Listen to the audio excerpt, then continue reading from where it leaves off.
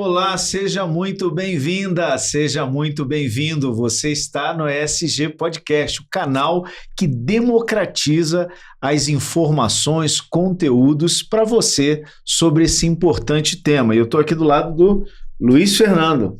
Bacana, Valverde. Um dia frio aqui em São Paulo, hoje no dia dessa gravação, então a gente, eventualmente, se a gente tremer no meio da gravação, faz parte também. E seja muito bem-vindo, então, ao nosso ESG Podcast. Já peço para que você se adicione, que a gente acabou de conversar sobre isso. Se inscreva no nosso canal, clica no sininho e receba todo o nosso conteúdo. E também, ótimo, Luiz, além do YouTube, você também pode nos acompanhar pelo Instagram, para que você veja ali os cortes, veja tudo aquilo que é preparado por nós com muito carinho, com muito conteúdo para você. Nós estamos também no Spotify e também no Facebook. Então vejam os outros programas anteriores também, caso você goste desse, que eu tenho certeza que você que é que trabalha com SG Podcast ou que é um entusiasta desse tema vai com certeza aproveitar muito essa nossa conversa, porque hoje a gente tem uma convidada também muito especial, né? Muito obrigada, Ana Carolina, por estar aqui com a gente. Ana Carolina Brusqueta, ela é líder da área de educação do Instituto Votorantim. De novo, obrigado por aceitar o nosso convite e estar aqui conversando com a gente. Então, gente, olá, muito obrigada pelo convite. É um prazer estar aqui com vocês, né, participando desse podcast que é tão importante na temática. Num dia frio, mas aqui dentro a gente vai falar dos temas que aquecem o Brasil inteiro na temática ESG. Ótimo, que recepção ótima já. Muito legal. Obrigado. E para nós é muito importante ter alguém. Por mais que o Instituto Votorantim siga uma linha, tem uma fundação de uma grande empresa, um grande orgulho para o país, né, que é o Grupo Votorantim, mas aqui o nosso diálogo é com a sociedade civil, né? É um diálogo que para nós é muito importante ter um representante da sociedade civil dialogando sobre esse tema e também conectado com um grande grupo. Para nós é muito importante fazer esse diálogo. E Ana, o nosso programa, o nosso podcast, ele dialoga muito com pessoas que estão em busca de se formar, de começar a sua carreira profissional. Temos muitos profissionais que olham para o nosso conteúdo buscando até inspiração e atualização, e também nós temos muitos profissionais que estão em transição de carreira. Conta para nós um pouco da tua trajetória, nós queremos saber aí, conta pra gente aí como é que você chegou até aqui, né, Luiz? Como é que você chegou ao ESG na prática da sua atuação profissional? Sabe que quando eu comecei com essa história, essa sigla nem existia, né? Porque essa sigla ela é mais recente, então eu tenho uma atuação com gestão, desenvolvimento e implementação de programas sociais já há mais de 15 anos, mas, na verdade, a minha história ela vai começar muito lá atrás, não vou nem falar quanto tempo, deixa pra lá essa parte, né? A gente qualquer coisa a gente corta. Mas ela tem uma conexão com a minha trajetória escolar, então eu falo ali, né, vinda de escola pública, a minha mãe foi professora de escola rural municipal e era uma escola multisseriada. Para quem não sabe, a escola multisseriada, né, a gente tem as 4 turmas na época estudando na mesma sala ao mesmo tempo, então era o primeiro, segundo, terceiro e quarto ano naquela época. Desafio, né, para a educadora. Exatamente, então o aprendizado que eu tinha era isso, né, quem está estudando numa série para frente ajuda quem está na série anterior na mesma sala e a gente não deixa ninguém para trás. Então, a minha mãe, ela foi ali essa professora e na comunidade que a gente morava, tinha um trabalho de mobilização na época, então não tinha o transporte escolar, então a gente ia pegando os estudantes, batia nas casas e ia pela estrada de terra levando até a escola. E aí minha mãe teve uma época que ela precisou se afastar, na época não tinha professor substituto, a política pública evoluiu muito, né, gente? Nossa, então, lá atrás, né, a gente tinha ali esses desafios, e a minha mãe falou, olha, não dá para eles ficarem sem aula, será que você não pode ir lá e fazer as atividades, manter em aula para não correr o risco dessa evasão, desse abandono ali dos estudantes da escola rural. E a minha primeira experiência foi ali entrar em sala de aula, enquanto a minha mãe estava ali se fortalecendo novamente, para fazer o primeiro trabalho ali de conexão. Plano de aula ela fez, eu fui lá dar aula. Eu confesso que eu brinquei um pouco, né, gente? Que é, né, com normal. Os estudantes, normal. E de lá para cá, o meu princípio, o meu valor é esse, né? De que a gente não pode deixar ninguém para trás, de que a gente tem que estar sempre juntos, seja pela educação, pelas transformações na sociedade. Então, esse é o meu propósito. E é assim que eu cheguei até onde eu estou hoje, gente. Bacana. E até assim, para saber um pouquinho mais sobre a sua formação e quando que você chega no Instituto também. Muito bem. Então, quando eu falo da minha formação, as pessoas às vezes ficam assim, uau, não esperam, né? Eu sou formada em publicidade e propaganda, gente. Aqui a gente espera. Então tá bom. Então eu sou formada em publicidade e propaganda porque eu acho que é muito importante a comunicação toda nesse processo de engajamento com a sociedade. Então, de pensar nessa construção de narrativas, de como a gente dialoga com a sociedade. Então, eu parto da formação em publicidade e propaganda, sou apaixonada pelas narrativas, por conhecer as histórias dos territórios. E aí, depois, eu tive um período em que eu fui olhar para a gestão de projetos. Então, toda a parte do desenvolvimento, então eu fiz pós-graduação em gestão de projetos, um olhar mais para a gestão executiva desses projetos, e agora eu tenho olhado mais para avaliação de impacto, métricas, indicadores. Então eu brinco que a gente tem que ter um perfil de quem conta a história, de quem coleta a história, de quem pensa no fluxo de implementação, que é a parte da gestão de projetos, e quem vai olhar a parte de exatas, que são as métricas, os indicadores, que também é todo esse lado de como a gente reporta para os investidores, para a sociedade, os resultados que a gente tem nos trabalhos. Bacana. E através desse teu trabalho que você chega no Instituto Votorantim, então. Exatamente. Então, eu cheguei no Instituto Votorantim... Quanto tempo, né? Cheguei em 2019, gente. Faz tempo já. Porque, né? Mas pré-pandemia, né? Pré-pandemia. E eu brinco que é isso, né? Chegar antes da pandemia, parece que teve uma história antes da pandemia e outra depois, né? Então uma durante, né? Uma durante. O que desafiou todos nós, né? Foi. Então, eu chego em 2019 com um convite para assumir a área de educação, em um momento em que a Votorantim expandia a sua atuação nesta temática, considerando o centenário da empresa, então, e todo o fortalecimento da temática de educação, e com os desafios e a paixão de trabalhar em municípios de pequeno e médio porte. Legal. Eu sou entusiasta desse tema, dessa relação, especialmente empresa, governo dentro da territorialidade, porque isso vai, de alguma maneira, estabelecer toda a dinâmica ali. E é um grande desafio. A gente quero muito explorar isso aí com você, até porque, para você que nos assiste, a política pública tem algo muito forte nessa questão da implantação dos princípios ESG.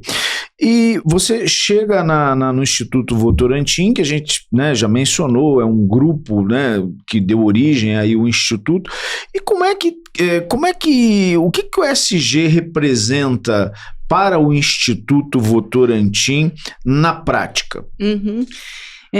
Você sabe que quando eu fui convidada, né, ali para assumir a área, lógico que a gente vai pesquisar, né?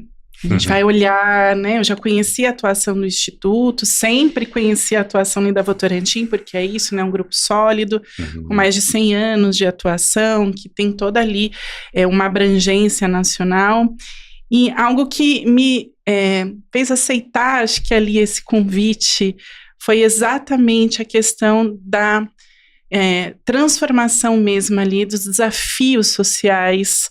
Primeiro, essa conexão com os municípios, municípios em todo o Brasil, então escala, essa conexão com a transformação social e principalmente pensar essa agenda ESG olhando para impacto real. Então, a gente não está falando de, eu vou colocar número em relatório, né? Eu vou contar uma história ali só para a gente deixar isso bonito na foto, mas a gente tem, de fato, uma conexão, uma escuta com os territórios, uma conexão com o negócio das empresas do portfólio Votorantim e, de fato, um olhar para o impacto real nas comunidades de atuação. Então, acho que essa quando a gente fala dessa agenda, é uma agenda de escuta, conexão, parceria e transformação. Bacana que, assim, conhecendo a sua história e você já começando a falar do Instituto Votorantim, a importância parece que realmente houve um casamento, né? Porque não adiantaria o Instituto Votorantim ter grandes projetos se ele não casasse com o teu propósito de vida. Isso. E também não adiantaria se você ter um grande propósito de vida se o Instituto Votorantim também não tivesse essa visão e vocês se abraçam e começam a andar em conjunto. Você fez a pesquisa antes de entrar no Instituto Votorantim. Então, para que os nossos convidados aqui, quem assiste o nosso programa, não precise fazer muitas maiores pesquisas, conte pra gente, então, um pouco mais sobre o Instituto Votorantim, como que ele nasce, como que ele se molda e como que ele está hoje, né? O Instituto Votorantim, ele nasceu em 2002, então já é uma instituição que tem uma trajetória de mais de 20 anos, porém, a gente fala que o Instituto nasce, ele foi formalizado, eu diria, ali em 2002, enquanto Instituto, porque a atuação de responsabilidade social já vinha de longo tempo e já tem uma conexão com a própria história das empresas da Votorantim e com a própria família, que sempre teve um olhar de como transformar os territórios onde as empresas nasceram, né? Então, onde eles tinham essa atuação. Então, o Instituto nasce muito com esse olhar de direcionar de forma estratégica todo o investimento das empresas, dos acionistas, e muito para levar adiante essa questão do propósito de conexão com o município, com os territórios onde tem essa atuação. Então, já são aí mais de 20 anos e que a gente tem, de fato, um olhar para todas as regiões do Brasil. Bacana. Ana, a tua conexão com a questão, com esse tema educação, nos inspirou muito aqui, nos emocionou pelo que você nos trouxe, né? Depois disso, você vai para uma outra área, se forma numa área um pouco distante desse processo educacional, mas com vínculos interessantes. E hoje você lidera no Instituto Votorantim a questão da educação. Eu queria que você contasse um pouco para nós, porque a educação ela não é um dos pilares explícitos do ESG, né? Nós temos aí a questão ambiental, a questão de governança e a questão social. Como é que quais são os aspectos estratégicos que a Votorantim incorpora e executa a agenda ESG a partir da educação? Eu acho que até antes de entrar diretamente na educação, é importante a gente conectar mesmo quais são esses temas, né? Exato. Então, a gente está falando da educação equitativa e de qualidade, então esse é um dos pilares da nossa atuação. O outro pilar é quando a gente olha ali para a inclusão produtiva e geração de renda. Temos um pilar de cidades resilientes e sustentáveis e um pilar que eu falo que ele é muito transversal, que são das práticas responsáveis ali que se conectam com a atuação das empresas. Então, esse é o nosso grande guarda-chuva, muito mesmo, pensando em como transformar e apoiar os negócios nas comunidades, fazendo com que as comunidades também evoluam junto com o desenvolvimento ali que a gente tem econômico, né? Então, desenvolvimento social, todo o cuidado ambiental, agora a gente vem falando, né, de resiliência climática, são temas que estão no entorno das indústrias, dos arranjos produtivos, não só da Votorantim, mas de todas as empresas que atuam nas regiões. Inclusive até no aspecto da própria competitividade, né? Porque isso e o próprio setor cimenteiro tem compromissos globais, né? Então eu creio que isso seja também considerado dentro dessa agenda, né? Sim, então acho que todas as empresas assumem as suas estratégias, suas metas, seus compromissos, sejam eles sociais, ambientais, de desenvolvimento econômico também, né? Das suas métricas econômicas. E aí quando a gente fala dessa conexão com a educação não parece ser tão direta, mas no fundo ela é. Então, a importância do desenvolvimento dos pilares de educação, eles transformam de fato a curto, médio e longo prazo todo o território. Então, quando a gente fala do desenvolvimento de curto prazo, fortalecer a gestão da educação, a capacidade de utilizar melhor os recursos públicos pela própria Secretaria de Educação, pelas escolas, de mobilizar as famílias, comunidades a manter seus filhos estudando naquela escola, de ter orgulho de ter uma escola aberta ali, né, no bairro da sua casa, sabe? Então, os funcionários das empresas têm seus filhos estudando nessas escolas públicas.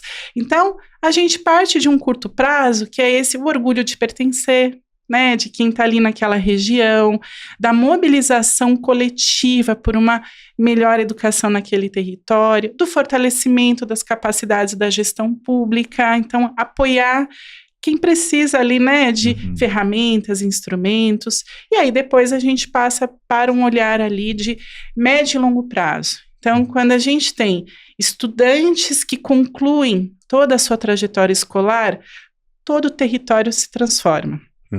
Né? Então, a gente tem ali, quando a gente tem docentes que conseguem ter um melhor apoio para organizar seu plano de aula, né? Para ele pensar ali também em toda a aplicação pedagógica e conexão com a comunidade, o docente também consegue ter uma carreira positiva, né? Então, a gente vai olhando para todos esses aspectos e pensando lá na frente com as empresas, há uma possibilidade de estudantes que concluem o seu ensino médio e seguem suas trajetórias técnicas ou universitárias, inclusive poderem trabalhar também nas empresas do seu próprio território. Bacana, né? Você trazendo realmente a questão de educação acaba sendo a raiz do indivíduo, né? Aquele pilar estrutural de todo indivíduo, e a sustentabilidade é feita por esses indivíduos. Por isso que eu acredito que, de repente, vocês escolhendo a educação, vocês escolhem a base de toda a estruturação ambiental, social e financeira dessas pessoas envolvidas. E você também trouxe a questão da territorialidade. Pode estar difícil aqui, exatamente. Essa questão territorial que vocês escolhem para os projetos de vocês.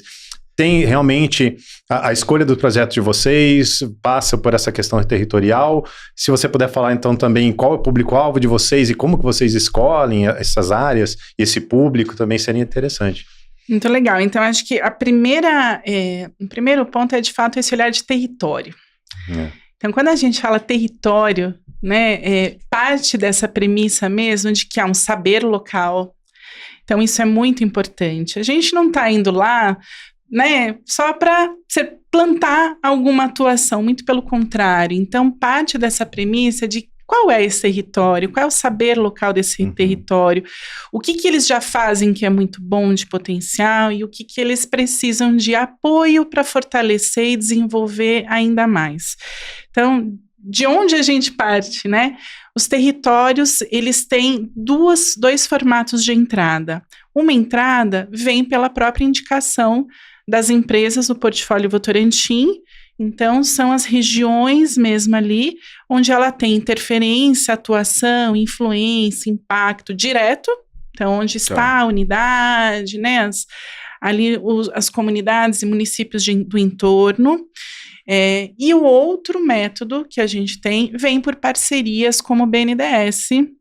E quando a gente tem uma parceria com o BNDES, com o Fundo Socioambiental do BNDES, nós fazemos um edital público para que os municípios se inscrevam. Então, são dois formatos. Ou a empresa indica o município, e aí a gente começa todo um trabalho ali de apresentar os projetos, o município é quem faz a adesão, ou a gente tem um outro formato que é abrimos um edital público e aí os municípios, as organizações da sociedade civil se inscrevem nesse edital e passam por um fluxo ali de seleção, aprovação, conforme os critérios do edital.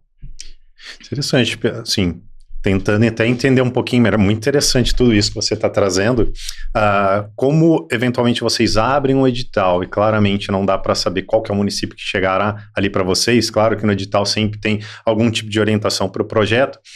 Como que é a adaptação a esses vários territórios, a esses vários públicos? Gostaria de conhecer um pouquinho mais na prática, ali no dia a dia, como que vocês fazem isso? Você sabe que esse foi um dos fatores que eu falo que é a paixão da gente trabalhar no Instituto e trabalhar com a agenda que é no Brasil inteiro.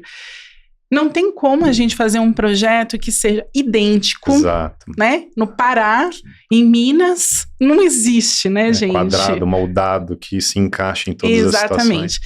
Então, como é que é a nossa premissa de atuação e desenvolvimento? De fato, a gente desenvolve uma metodologia, então, a partir de teoria da mudança.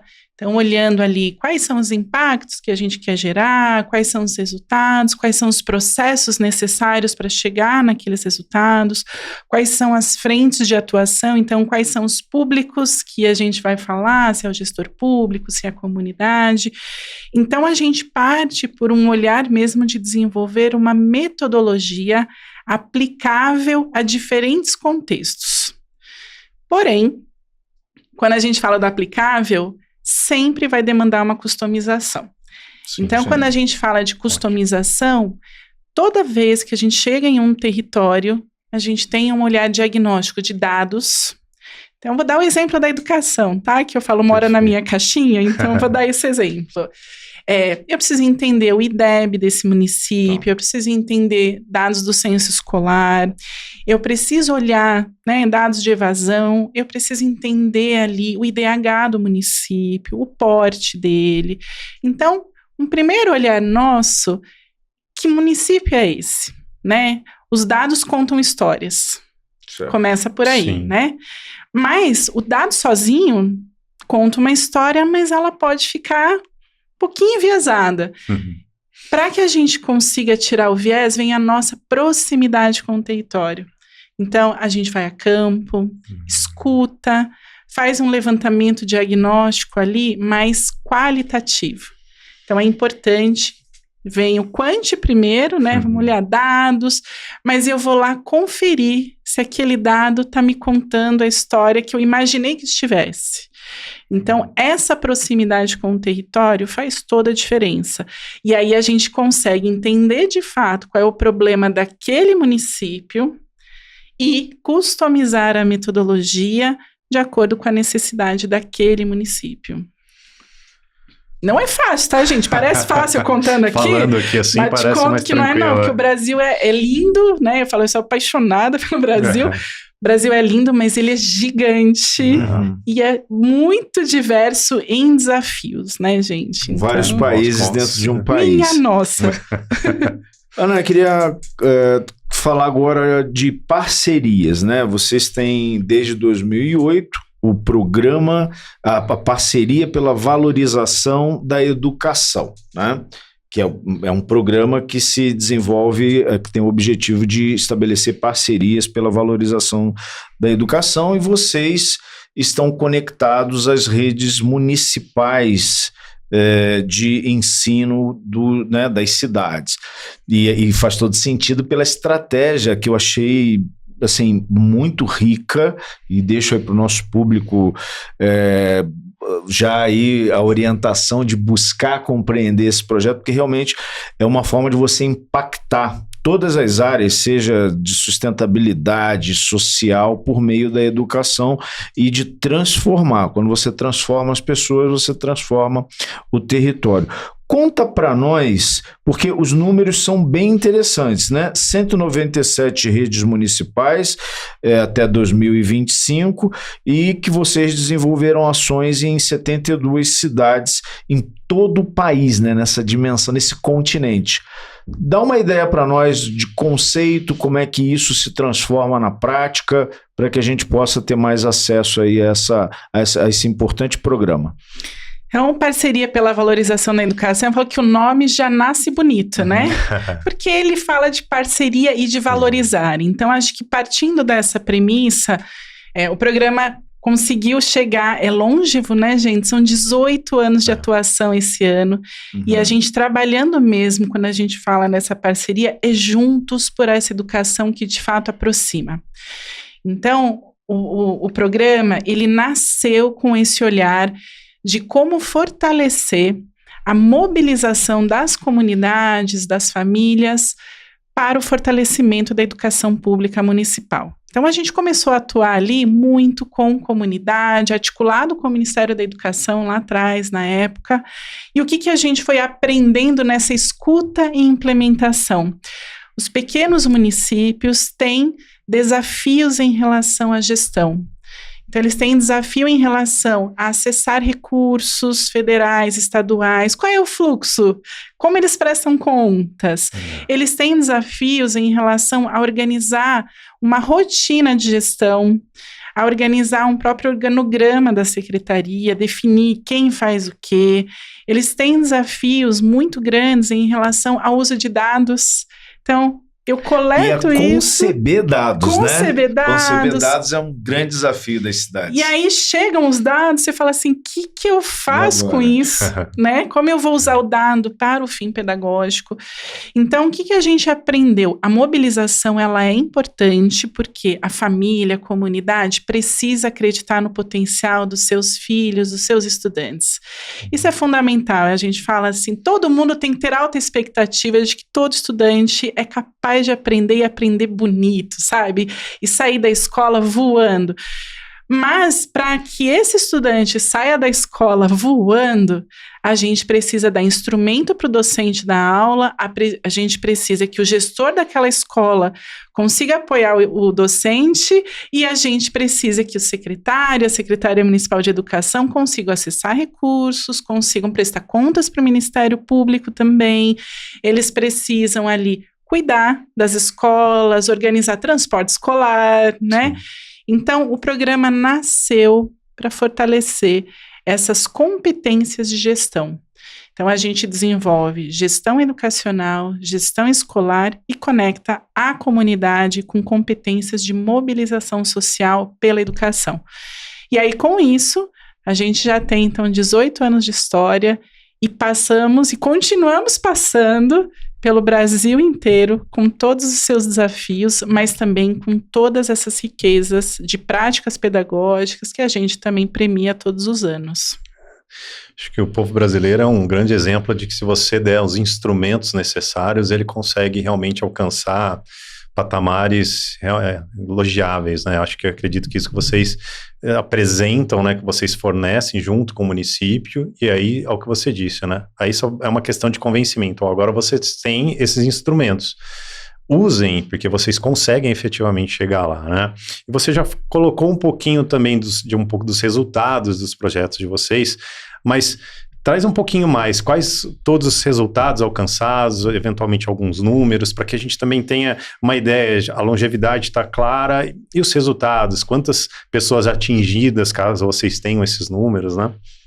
Então, vamos lá. Eu vou trazer primeiro de educação, depois eu vou abrir um pouquinho mais para falar dos números do Instituto, ótimo, né? Claro, eu faço do pequeno para o grande, né? Claro. Então, a gente está falando aqui, quando a gente fala dos dados de educação mesmo, só do PVE, então é isso, a gente já passou por mais de 197 ali municípios, a gente tem mais de 1 milhão de estudantes ali que foram impactados por essa atuação, a gente tem 23 estados, então esses municípios ali de 23 estados, né, distribuídos, e acho que a gente tem uma história que é muito interessante, porque a gente faz a avaliação de impacto desse programa.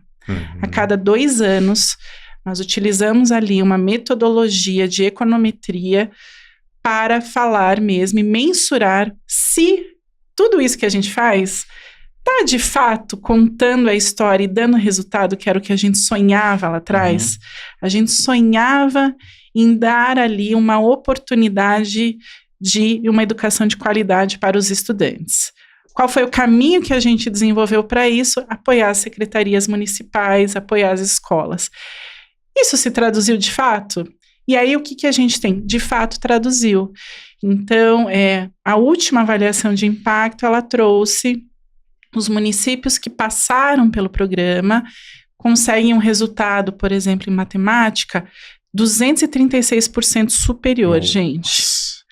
E aí eu tive que olhar o dado de novo, sabe? Falei, mas tá certo essa conta? Será que é isso mesmo?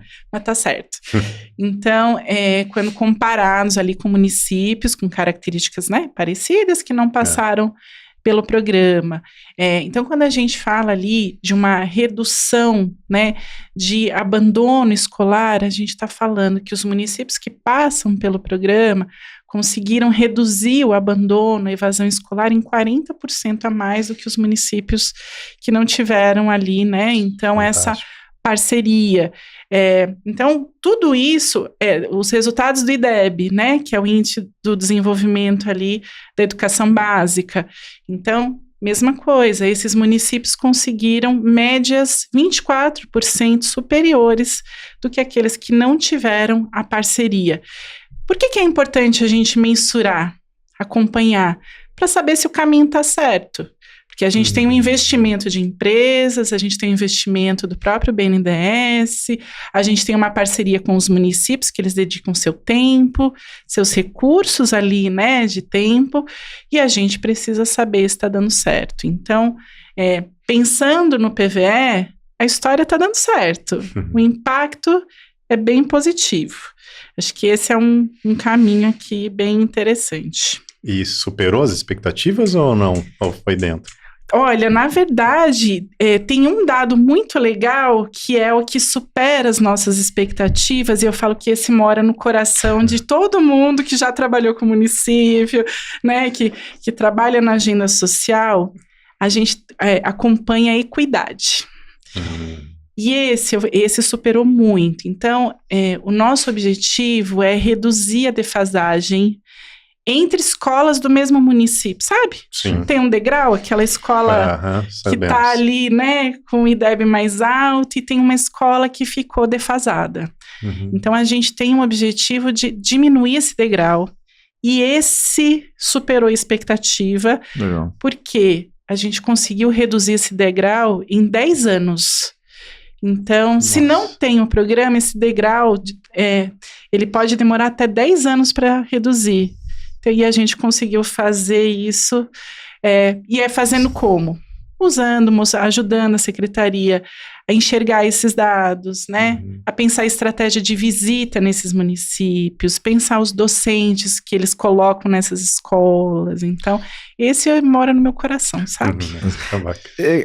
Entrando um pouquinho ainda nisso, aprofundando um pouco mais, conta para o nosso público, porque um programa como esse, que, né, tem como escopo a questão da educação, e vocês precisam do município para aplicar.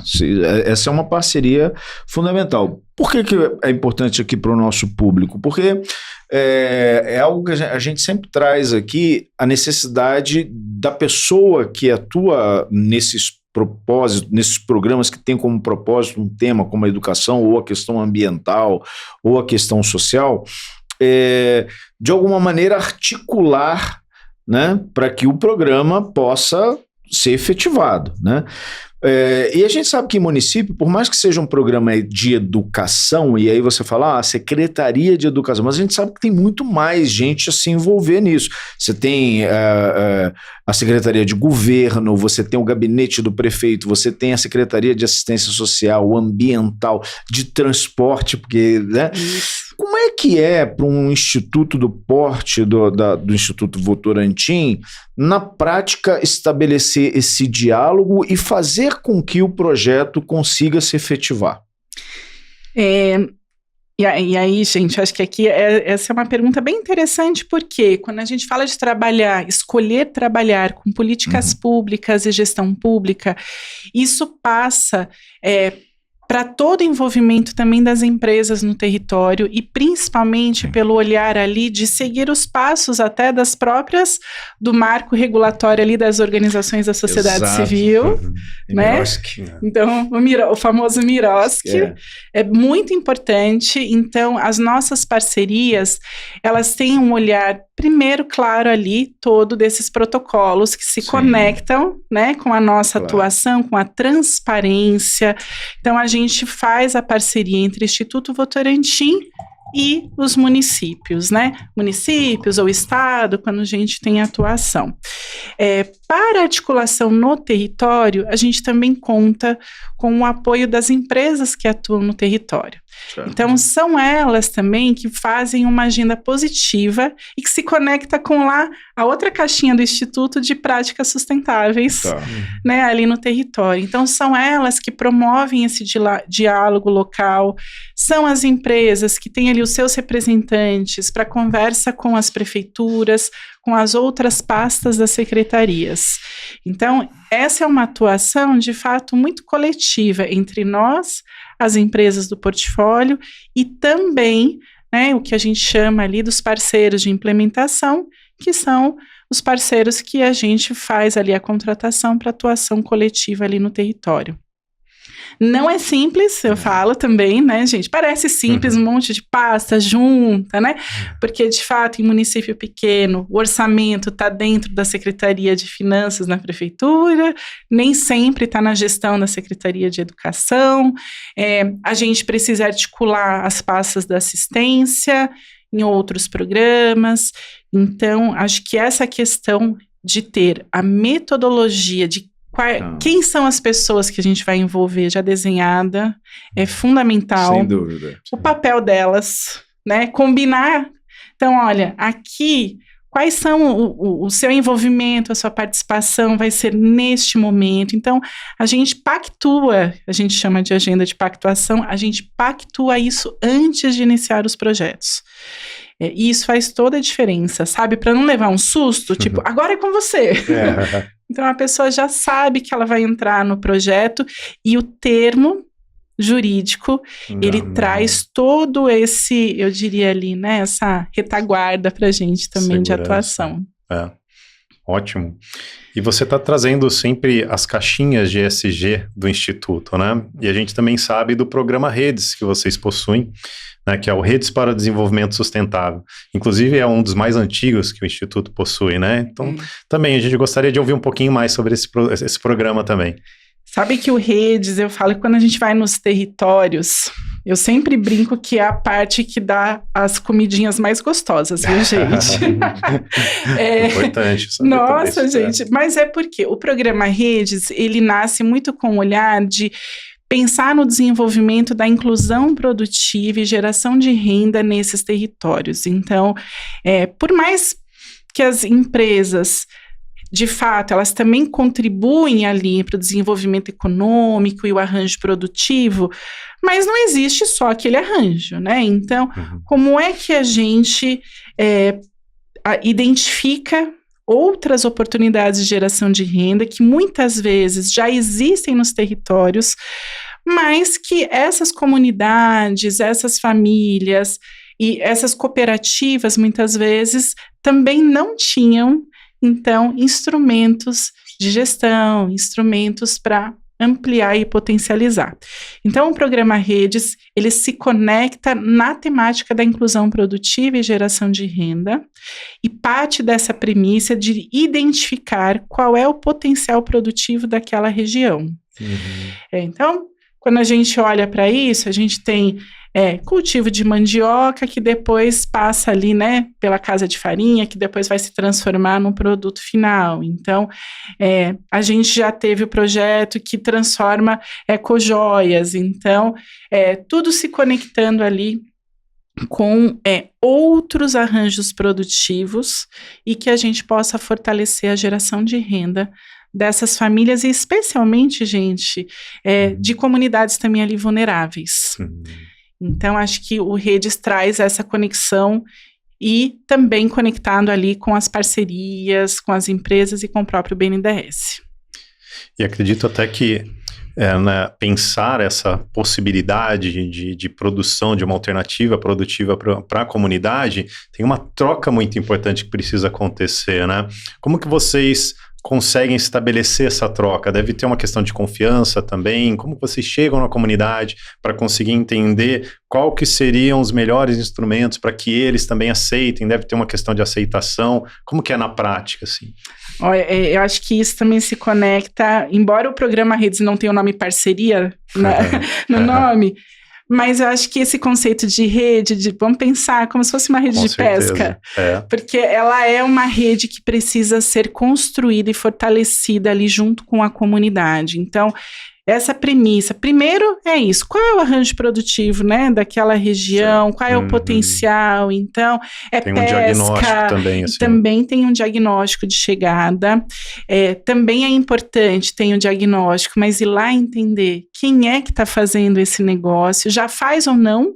Então, já existe ou não, né, a comunidade que tem a parte do marisco, já faz ou não, né, ali o cultivo, a venda do marisco, que é o caso do Recôncavo Baiano ali junto com a Votorantim Cimentos. Então, já era algo da comunidade, mas como é que eu vou agora chegar na comunidade e é isso e falar, olha, a gente pode te apoiar. Dá para melhorar. Dá para melhorar, né? Então, de fato, precisa ter muita conversa, pactuar com a comunidade, deixar muito transparente, né?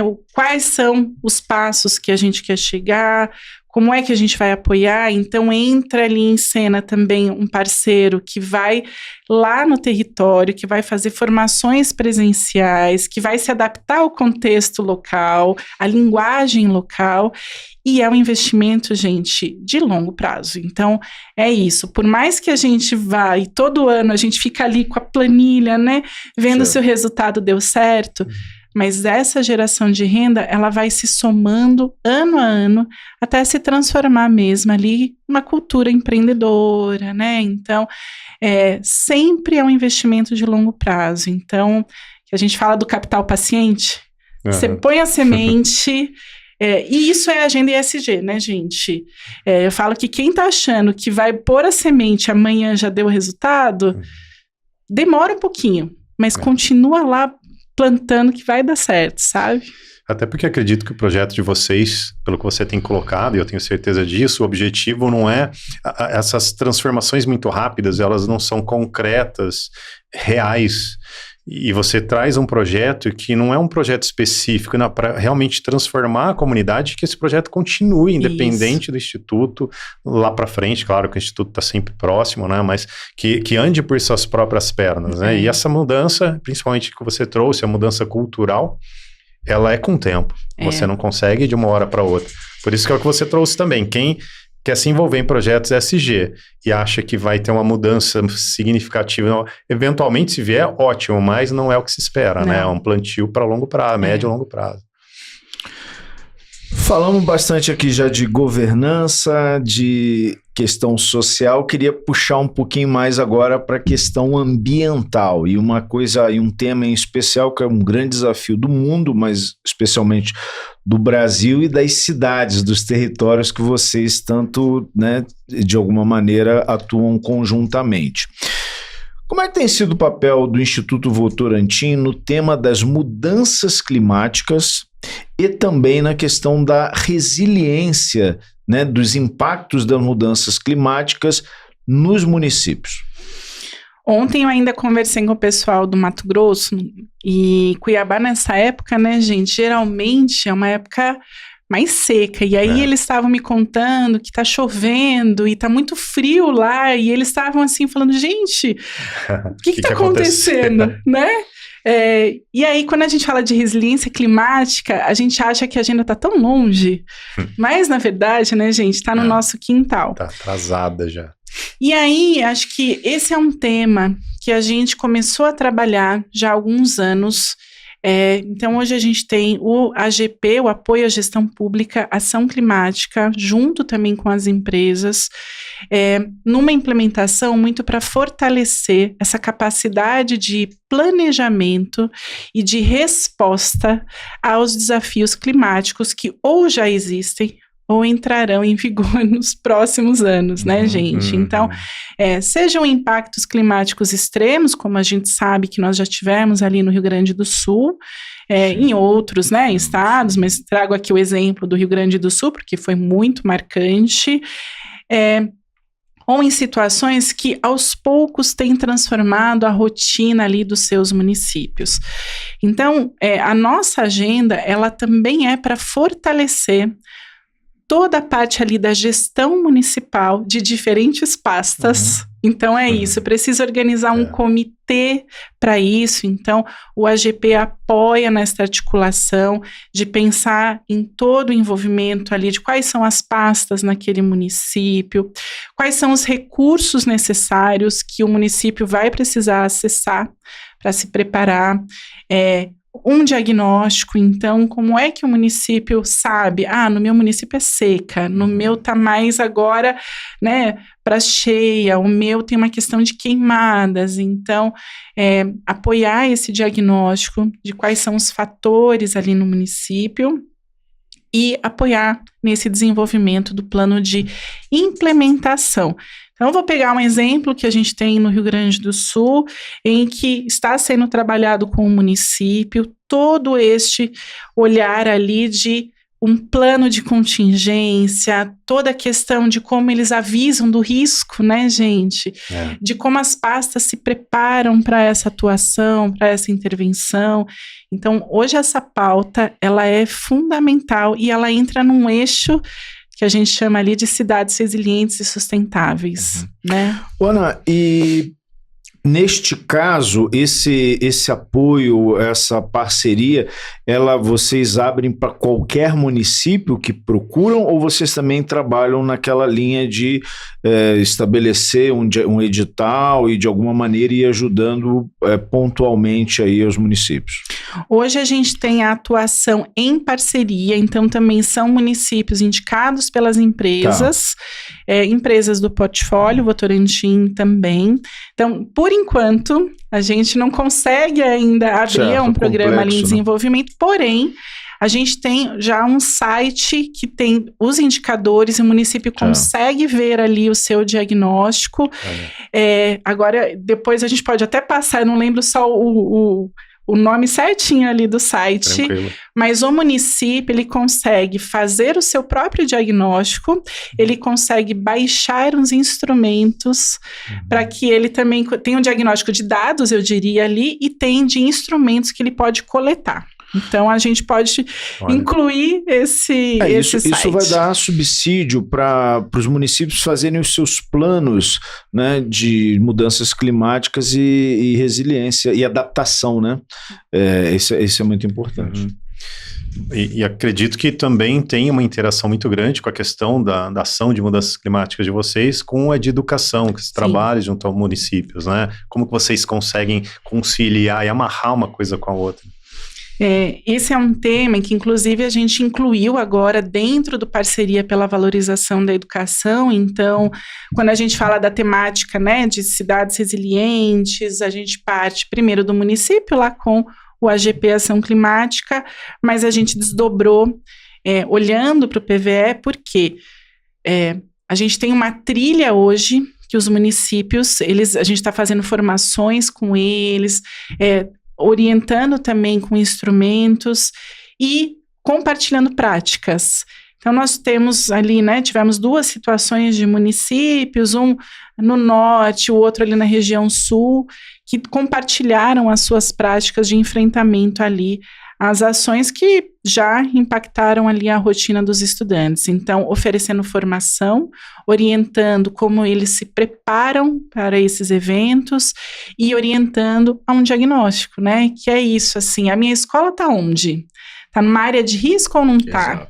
O meu transporte escolar, quando tem uma situação de muita chuva, ele chega na área rural ou não chega? Se não chega, como é que você faz para garantir que esses estudantes terão aprendizagem, né? Se eu tenho que fechar a escola, em quanto tempo ela reabre? Estou preparado para reabrir essa escola? Então, é isso que a gente tem trabalhado na agenda do programa. Então, acho que essa é uma pauta, gente, que ela precisa estar transversal na atuação, né? Então, a gente tem, de fato, um programa específico, mas hoje a gente já começa a absorver essa pauta num olhar transversal nas nossas iniciativas, que se concretiza ali no PVE. Nossa, ótimo. Realmente a questão da educação, como vocês colocam, é a raiz de toda a base para um ESG, seja na questão ambiental, seja na questão social, né? Muito bom. Bom, então, assim, acho que uma questão a mais que a gente poderia falar aqui é da importância dessas parcerias, né? O Valverde, ele já foi secretário de Meio Ambiente, ele já sentiu na pele, né, Valverde, a importância, né, dessa relação com a iniciativa privada e o poder público. Eu, inclusive, cheguei a cursar um doutorado em uma das grandes universidades do Brasil e eu vi a distância que a academia também está, tanto da população, quanto mais da iniciativa privada ou do terceiro setor. E um pouquinho mais sobre essas parcerias, se vocês também têm alguns ensaios, algumas parcerias efetivas com universidades, também com academia, ou ainda não aconteceu? Com universidades diretamente, atualmente nós não temos, mas a gente tem muitos especialistas, acadêmicos também, que contribuem com o desenvolvimento e principalmente, e aí também faz parte daquela escuta, né? A gente escuta a comunidade, a gente também precisa fazer um depara com os especialistas. Então, quando a gente desenvolve um programa ou atua na melhoria contínua desse programa, dessa implementação, a gente consulta especialistas. Então, a gente tem dentro do Instituto toda uma equipe que trabalha com inovação e que olha também, então a gente trabalha bem juntinhos, implementação e inovação, e acho que essa é uma característica importante. Não dá para desenvolver uma metodologia e falar assim, tá linda e vou embora e é isso para sempre. A gente precisa voltar e checar. Checo com a comunidade. Deu certo, está fazendo sentido para a comunidade. Checo nas métricas, na avaliação de impacto. Checo com a empresa. Empresa, para os seus pilares de atuação social, continua fazendo sentido no seu pilar? E eu preciso checar com a academia. Então, é importante que a gente cheque com quem está lá fazendo a pesquisa, que é tão importante, com quem está olhando, porque eu tenho uma visão dos municípios que eu atuo. O pesquisador, ele consegue ter uma amostra, às vezes, muito maior, mais representativa. Então, a gente compara a literatura acadêmica e vê se as evidências que a gente está coletando conversam com aquilo que está na literatura acadêmica. E esse tripé, então, quando a gente olha, né, comunidade, academia e acompanhar mesmo ali a implementação com as métricas, ele é muito importante, gente. Então, por mais que a gente não tenha uma articulação direta hoje ali com as universidades, a gente tem uma articulação com especialistas indireto, inclusive esses especialistas atuam com bolsistas, né? Então, são eles que nos trazem elementos para melhorar as nossas metodologias e principalmente aquele famoso assim, e se você olhasse para isso? Então, resiliência climática. E se, quando a academia começou a falar disso, né? Opa, e se a gente olhar para isso, né? E se a gente olhar, vou dar o exemplo de educação, para o uso de tecnologia na educação. Os acadêmicos já têm várias pesquisas. A gente está começando a implementação agora de uma metodologia sobre isso. Então, é importantíssimo fazer uma conexão também com especialistas, porque senão a gente fica ali, né, só dentro do nosso próprio mundinho, sabe? Então, é importante sempre, quem faz gestão de programas, institutos e fundações, precisam olhar para diferentes aspectos no território, na sociedade e conversar com a academia. A pesquisa é fundamental. Nós somos professores e algo que eu particularmente sempre desafio aos meus alunos ou os grupos que eu participo é sempre ter algo prático a ser implementado, né? Algo que possa de alguma maneira criar um resultado. Luiz, nós já estamos aqui caminhando para o final, felizmente, do nosso episódio, que está muito bacana, com muito conteúdo, apresentando inclusive o papel da sociedade civil, né, nesse processo aí do ESG. Eu deixo para você fazer a nossa tradicional e derradeira pergunta. Ixi! Então, ótimo. Agora... Ixi! Agora a gente quer ver. Vou até tomar uma água agora. A gente gosta muito de ouvir as pessoas, tanto essa formação inicial, porque o nosso público também tem interesse em trabalhar na área, e às vezes são advogados, comunicadores. Será que eu me encaixo na área ESG? E é o que você trouxe, a gente tem uma diversidade tão grande aqui. E quando você trouxe da questão de comunicação, marketing, a gente tem mais pessoas vindo dessa área do que o pessoal vindo daquelas áreas mais formais. A gente acha que teve 2 convidados engenheiros ambientais que a gente acredita, né, que seria aquela receitazinha de bolo mais tradicional. Então a gente vê aqui que não tem receita de bolo. E agora a gente também termina querendo ouvir qual a visão dos nossos convidados. Eu queria ver a sua visão, Ana. Qual a visão primeiro, sua, como você se enxerga no mundo ESG, nesse futuro próximo e longínquo, e como o Instituto Votorantim se prepara e quais as ações para que esses projetos continuem, se ampliem, com essas inovações, com essas novas ferramentas, com a academia, com essas parcerias. Nossa, né? Essa é a pergunta do milhão, né, gente? Muito bom. De fato, essa temática é uma temática que ela tem se transformado, assim como outros temas, né? E tem se transformado em uma velocidade muito acelerada. Então, quando a gente pensa, se a gente pensar nessa história, né? Pegar a história, as próprias 2 décadas ali, nos últimos, né, 20 anos, um pouquinho mais, a gente tinha um olhar muito de filantropia, simplesmente ali, né? Então, muito mais de doação de recursos e doava, né? E ponto final. Era isso, assim, sem um olhar, uma organização de temas, né? Então, a gente pensa lá atrás, como a maioria dos institutos e fundações eles começaram nesse lado de organizar doações. E tudo isso foi se transformando muito rapidamente, né? E aí acompanhando uma agenda internacional. Então, este tema, ele se transforma. Então, acho que o primeiro ponto seja para quem quer trabalhar na área, seja para quem já trabalha, a gente precisa ter o olhar atento aos movimentos e temas que estão emergindo. Sim. Então, seja no lado pessoal ou também como o Instituto atua, é isso, a gente precisa estar atento às temáticas emergentes e urgentes. Então, a gente sabe que tem uma temática que vai emergindo e tem uma que é o pra já, que aconteceu na pandemia.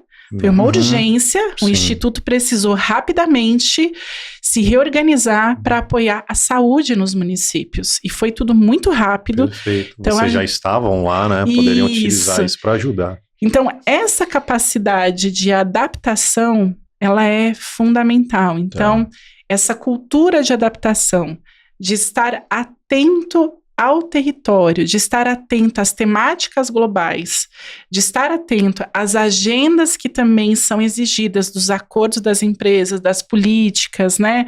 Então, tudo isso precisa ficar de olho. Acho que esse é o primeiro ponto. Precisa ter, sim, uma rápida capacidade de implementação para desafios que são urgentes.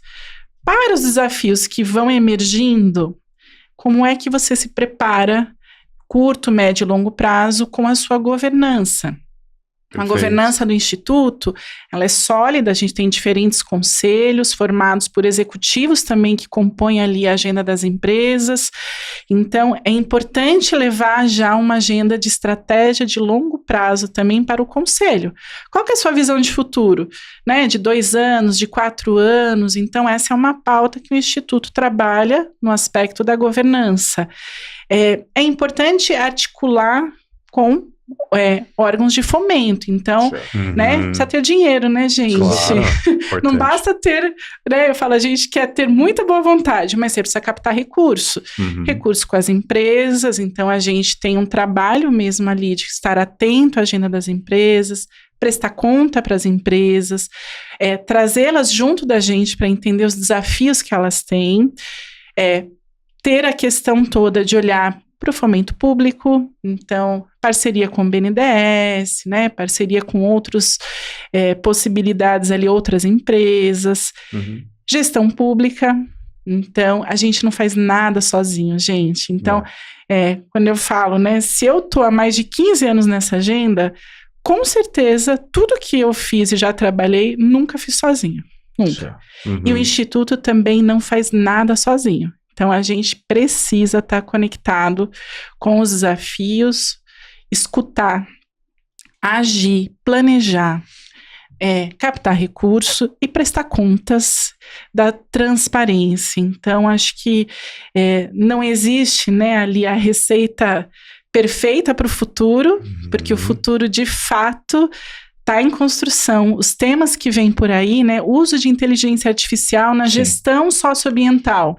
Precisa olhar para isso, gente, né? Vai mudar a gestão socioambiental completamente. Claro. Né? Então, é um tema que a gente olhava há 5 anos? Não. Quem é que imaginava IA, né, gente?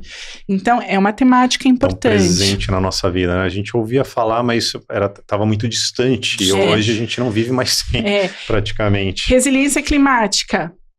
Né? A gente falava da sustentabilidade, era uma outra agenda, né? Hoje a gente já tem resiliência climática ali pautada. Toda a questão que vem da resiliência climática, né? Então, ali os processos de migração dos arranjos produtivos, a geração de renda vai mudar nos territórios.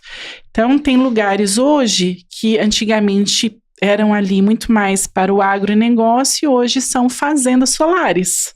Sim. É outro arranjo produtivo, gente, é outra dinâmica no município. Quando é que a gente imaginava energias renováveis ocupando o lugar, né? Da forma como a gente tem hoje.